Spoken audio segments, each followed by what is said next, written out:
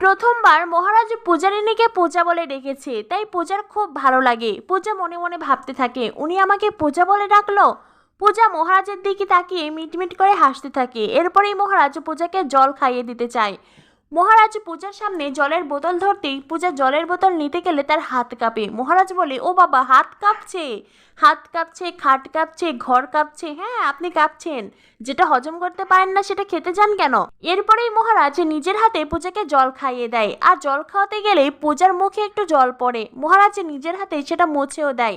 আর তারপরেই পূজাকে বিছানার ওপরে শুইয়ে দেয়।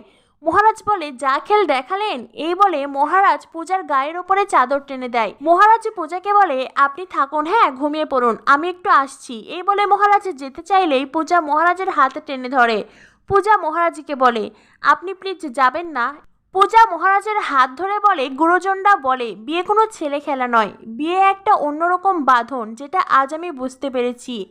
আজ আপনি আমার এত সেবা যত্ন করলেন, সব কিছুই তার নিরিখেই তো নাকি? তাই বলছি, স্বামী হিসেবে আর একটু সময় থাকুন না আমার পাশে।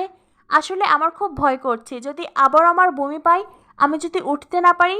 মহারাজ তখন পূজাকে বলে, ঠিক আছে, আমি আছি, আপনি ভয় পাবেন না, ঘুমিয়ে পড়ুন। এরপরেই পূজা চুপটি করে ঘুমিয়ে পড়ে। মহারাজের সমস্ত ঘর গুছিয়ে নেয় আর তারপরে খাবার ঢেকে রেখে ঘরের আলো অফ করে মহারাজও পূজার পাশে গিয়ে ঘুমিয়ে পড়ে। ভোর 4টের সময় মহারাজের ঘুম ভেঙে যায়। তখনও পূজা ঘুমিয়ে আছে। মহারাজ ঘুম থেকে উঠে ভাবে, পূজা তো আজ আর দোকানে যেতে পারবে না, তবে কি পূজার বদলে আজ আমিই যাব? এরপরে মহারাজ রিয়াকে ফোন করে। মহারাজ রিয়াকে বলে, বোন, তোমার দিদি আজ একটু ক্লান্ত আছে, ও ফুলের দোকানে যেতে পারবে না, আমি কি ওর বদলে যাব? রিয়া বলে, জামাইবাবু, আজ তো আমরা দোকান খুলবো না, আজ তো তোমাদের অষ্টমঙ্গলা, তাই সকাল থেকেই সমস্ত আয়োজন শুরু হয়ে গেছে, তোমরা খুব তাড়াতাড়ি চলে এসো। মহারাজ বলে, ঠিক আছে। এরপরে মহারাজ ফোন রেখে দেয় আর পূজার দিকে তাকিয়ে ভাবতে থাকে, অষ্টমঙ্গলায় যাব, ওনার আবার ঘুম ভাঙলে হয়।